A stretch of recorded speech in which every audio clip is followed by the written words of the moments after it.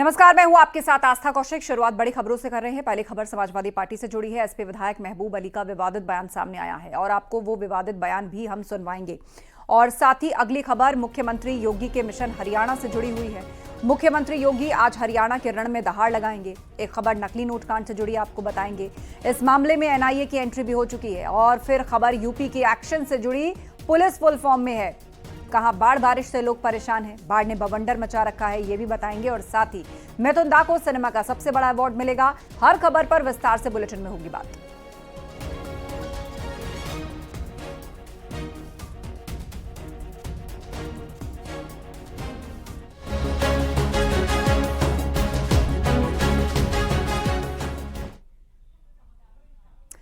और खबरें विस्तार से। अमरोहा से सपा विधायक महबूब अली ने बिजनौर में सरकार पर हमला करते हुए विवादित बयान दिया। उन्होंने कहा कि मुस्लिम आबादी बढ़ गई है और अब तुम्हारा राज खत्म हो जाएगा। मुगलों का जिक्र करते हुए सपा विधायक ने यह भी कहा कि जब मुगलों ने देश में 800 साल राज किया तब वो नहीं रहे तो तुम क्या रहोगे। 2027 में तुम जाओगे जरूर और हम आएंगे जरूर। आपको बता दें, बिजनौर में एक कार्यक्रम के दौरान मंच से उन्होंने ये बयान दिया। अब तुम्हारा राज खत्म हो जाएगा। आबादी बढ़ रही है मुसलमानों की इतनी, और आगे सत्ता में आ जाएंगे। ये काम तो मुगलों के बस की नहीं, जो 850 साल हुकूमत कर रहे हैं। उनकी हैसियत कुछ नहीं हुई। हिंदुस्तान का आवाज जाग चुका है। पार्लियामेंट ने भी जवाब दिया है और आने वाले वक्त में इंतजार कर ले। 2027 के अंदर आप जाएंगे जरूर और इंशाअल्लाह हम आएंगे जरूर।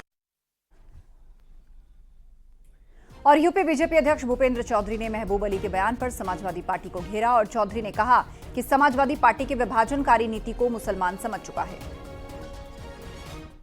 उनके चरित्र को समाजवादी पार्टी के जिस प्रकार से धार्मिक आधार पर विभाजन करके, धार्मिक टकराव पैदा करके और एक जाति और एक विशेष धर्म की बात की राजनीति करने वाले लोगों का स्थान उत्तर प्रदेश की में नहीं है। और उत्तर प्रदेश की जनता इस प्रकार के तत्वों को पहचान गई है। वहीं योगी सरकार के मंत्री दानिश आजाद अंसारी ने महबूब अली पर पलटवार किया। दानिश ने समाजवादी पार्टी पर मुसलमानों को वोट बैंक समझने का आरोप लगाया। पार्टी के जितने नेता हैं उनका केवल एजेंडा है कि मुसलमानों के ऊपर राजनीति करके अपना राजनीतिक उल्लू सीधा करना। समाजवादी पार्टी के नेताओं ने बड़े अफसोस की बात है कि हमेशा हम मुसलमानों को वोट बैंक के चश्मे से देखा है, लेकिन आज भारतीय जनता पार्टी ईमानदारी से मुसलमानों के डेवलपमेंट के लिए, उनके तरक्की के लिए, उनके तालीम के लिए, उनके बेहतर रोजगार के लिए काम कर रही है। और आज मुसलमानों को भारतीय जनता पार्टी पे, मोदी योगी सरकार पे पूरी तरीके से भरोसा है।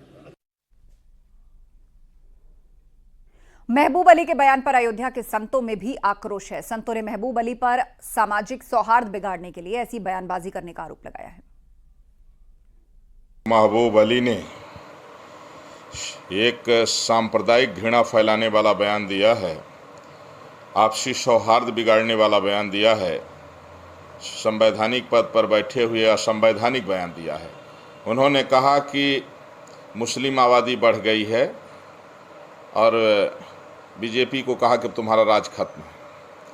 इस तरह का बयान जो है आपसी सौहार्द बिगाड़ता है, देश में अशांति पैदा करता है, सांप्रदायिक जो है तो विद्वेष बढ़ाता है, दंगा फसाद जो है भड़काने का यह बयान है। इसलिए समाजवादी पार्टी के नेता महबूब अली ने जो ये बयान दिया है यह दंडनीय है। वहीं समाजवादी पार्टी के नेता सुनील साजन महबूब अली के बयान को समर्थन दे रहे हैं। ठीक बात है, महबूब अली साहब ने जो बात कही है कि बदलाव तो होता ही है और इस देश में मुगल 800 साल रहने के बाद नहीं टिक पाए, अंग्रेज 200 साल रहने के बाद नहीं टिक पाए, तो अंग्रेजों की जिनके वैचारिक आकाओं ने मदद की है, जो क्रांतिकारियों के खिलाफ थे, वो भारतीय जनता पार्टी कैसे टिक सकती है? क्योंकि इस देश में महंगाई बढ़ गई है, बेरोजगारी बढ़ गई है, बीजेपी का झूठ बढ़ा है, बीजेपी का भ्रष्टाचार बढ़ा है, भाईचारा कमज़ोर हुआ है, बीजेपी की नफरत बढ़ी है, किसानों के खिलाफ अन्याय बढ़ा है, महिलाओं के खिलाफ उत्पीड़न बढ़ा है और पिछड़े और दलितों का आरक्षण छीना जा रहा है। तो ऐसी स्थिति में देश की एक बड़ी आबादी, जिसको आप पीडीए कह सकते हैं, बेरोजगार नौजवान कह सकते हैं, किसान कह सकते हैं, महिलाएं कह सकते हैं, सब ने मन बनाया है कि भारतीय जनता पार्टी को सफाया करना है। और बीजेपी प्रवक्ता मनीष शुक्ला ने भी समाजवादी पार्टी पर हमला बोला। उन्होंने सपा को मुगलों से प्रेरणा लेने वाली पार्टी बताया। पूरी समाजवादी पार्टी मुगलों से प्रेरणा ले रही है और राष्ट्र विरोधी कृत्य में लगी हुई है, अपराध में लगी हुई है, माफियाओं को बचाने में लगी हुई है। महबूब अली का जो बयान है कि मुस्लिमों की संख्या बढ़ गई है और मुगल 800 साल शासन किए, उससे स्पष्ट है कि समाजवादी पार्टी अब मुस्लिम पार्टी होती जा रही है, जहां केवल मुस्लिम हित सुरक्षित करने की बात हो रही है। सीएम योगी ने हरियाणा के भिवानी में जनसभा को संबोधित करते हुए कांग्रेस पर कड़ा प्रहार किया। उन्होंने कहा कि राम की संस्कृति और रोम की संस्कृति में इन लोगों को फर्क नहीं पता।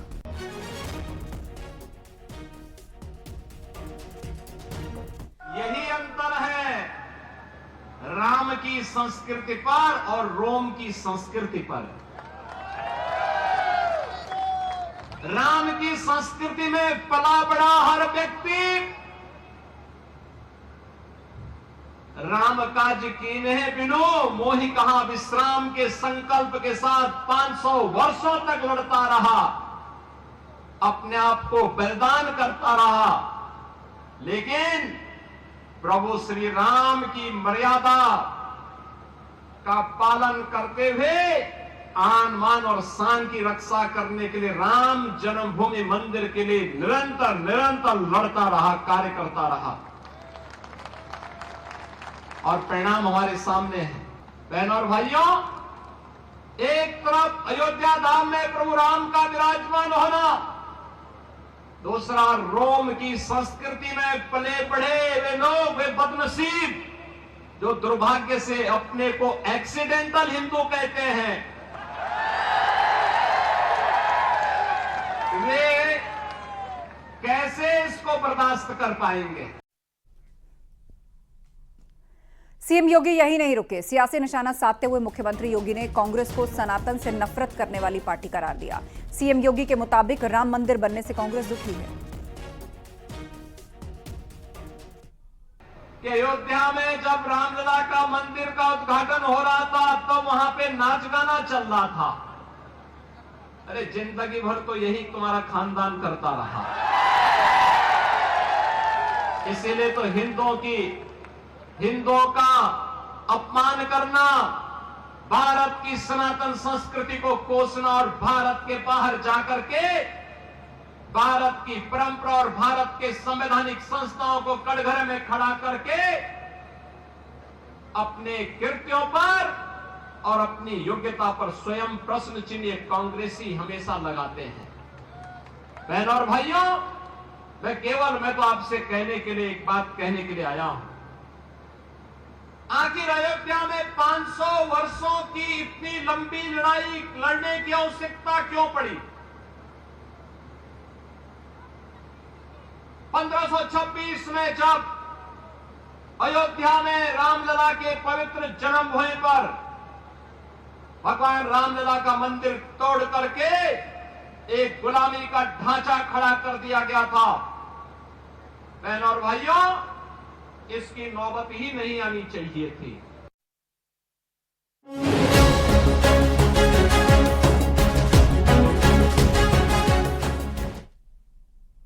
कुशीनगर में नकली नोट कांड की जांच तेज हो गई है। एनआईए की 3 सदस्यीय टीम कुशीनगर पहुंची है और जाली नोट गैंग की जानकारी ली है। एनआईए की टीम नेपाल और विदेशी नेटवर्क की जांच कर रही है। जाली नोट कांड में अब तक 11 लोगों की गिरफ्तारी हुई है। समाजवादी पार्टी के 2 नेता इसमें गिरफ्तार हुए थे। जाली नोट गैंग के सदस्यों का नेपाल कनेक्शन भी सामने आया था। तो एनआईए ने अब जाली नोट गैंग की जानकारी ली है। कुशीनगर पहुंची है एनआईए की टीम। इस पूरे मामले को लेकर अब जांच तेज हो गई है। इसका नेपाल कनेक्शन भी सामने आ चुका है। एनआईए ने जाली नोट गैंग की जानकारी ली और इसके विदेशी नेटवर्क की जांच कर रही है नेशनल इन्वेस्टिगेटिव एजेंसी।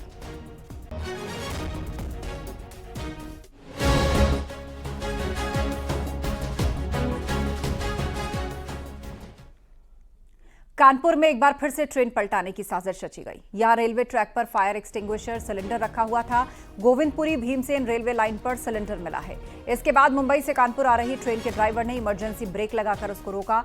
घटना की जानकारी मिलते ही जीआरपी, आरपीएफ, क्षेत्रीय पुलिस ऑफिसर मौके पर पहुंचकर जांच में जुट गए। इसके अलावा आईबी और एटीएस के साथ ही खुफिया एजेंसियां भी सक्रिय हो गई हैं।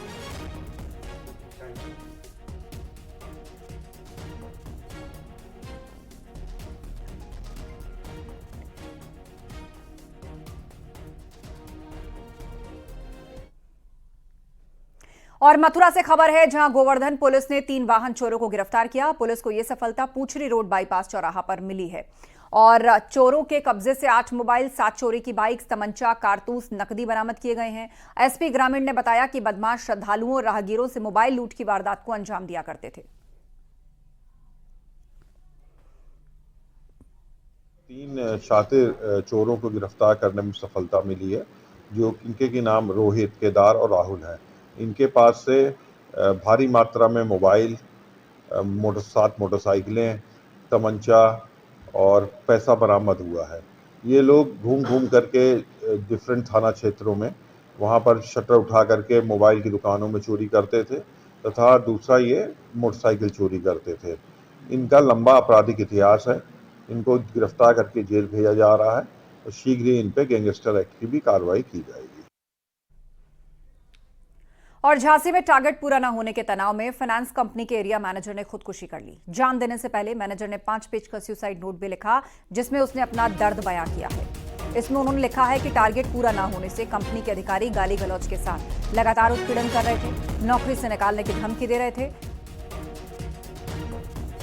वर्कलोड के चलते फाइनेंस कंपनी के एक मैनेजर ने अपनी जान दे दी और मरने से पहले सुसाइड नोट में वर्क प्रेशर का जिक्र किया और बताया कि टारगेट पूरा ना होने पर सीनियर्स अभद्रता कर रहे थे, उसे नौकरी से निकालने की धमकी दे रहे थे। 5 पेज का सुसाइड नोट है, जिसमें उसने विस्तार से सारी बातें लिखी। अश्वनी से अपडेट लेते हैं। अश्वनी, परिजनों का क्या कहना है इस मामले में? कोई पुलिसिया कार्रवाई अभी तक? देखिए, परिजनों का कहना है कि उन्होंने पूरे मामले की शिकायत स्थानीय जो थाना है वहां पर की है और पुलिस अधिकारियों से न्याय की गुहार लगाई है कि किस तरह से टारगेट नहीं अचीव हो पा रहा था, जिसको लेकर लगातार मैनेजर पर जो सीनियर ऑफिसर थे फाइनेंस कंपनी के दबाव बना रहे थे।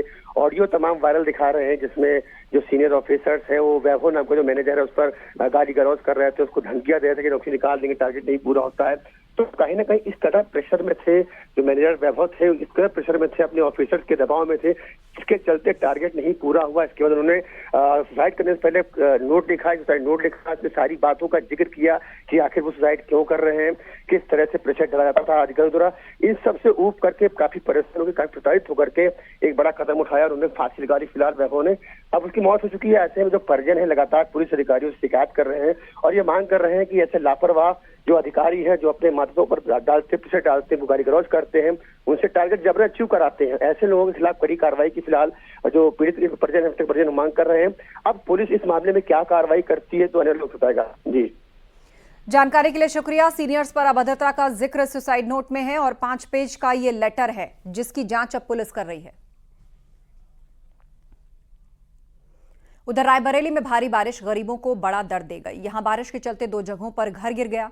हरचंदपुर और जलमऊ थाना इलाके में यह हादसे हुए हैं। डलमऊ थाना इलाके के बडेरवा गांव में कच्चा मकान गिरने से उसके मलबे में बुजुर्ग महिला फंस गई और बुजुर्ग महिला का रेस्क्यू करते हुए बुजुर्ग पति की तस्वीरें भी सामने आईं।